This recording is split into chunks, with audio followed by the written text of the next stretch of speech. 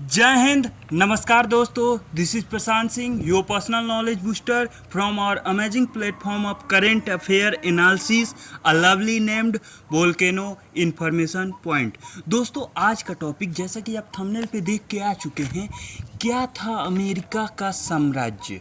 आखिर कैसे हुआ एक ऐसे साम्राज्य का उदय जिसे 1492 से पहले पूरी दुनिया जानती नहीं थी। पूरी दुनिया यूँ कहें या यूरोप वाले ही ऐसे लोग थे जो लोग दुनिया को घूमने के चॉइस रखते थे। जब भारत, अफ्रीका, आसियान कंट्री, चीन, रसिया और यहाँ पे रहने वाले यहाँ के नेटिव लोग जब अपने जीने खाने की तलाश में लड़ते थे, अपने होम में रहते थे, तब ये लोग घूमने की सोचे।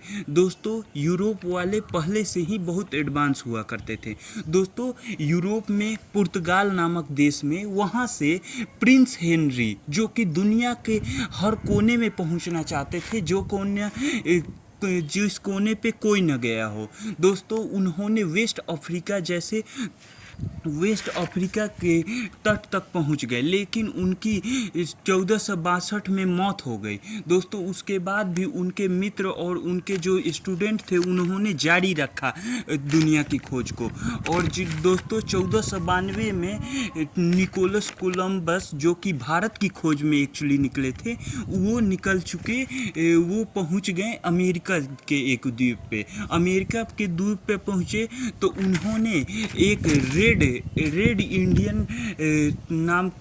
रेड इंडियन आदिवासियों को देखा।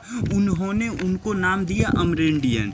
यही अमेरिका की नेटिव पॉपुलेशन थी। दोस्तों, इसके बाद से उन्होंने कोलंबस ने थे तो पुर्तगाल के, लेकिन उन्होंने ली थी मदद स्पेन के राजा से। तो स्पेन के राजा ने ज़्यादा से ज़्यादा अमेरिका की कॉलोनी में कब्जा कर लिया। उस समय था दोस्तों ब्रिटेन का दबदबा था पूरी दुनिया पे। तो ब्रिटेन ने अपनी वहाँ पे कॉलोनी बना ली, बहुत सारी कॉलोनियाँ बना ली।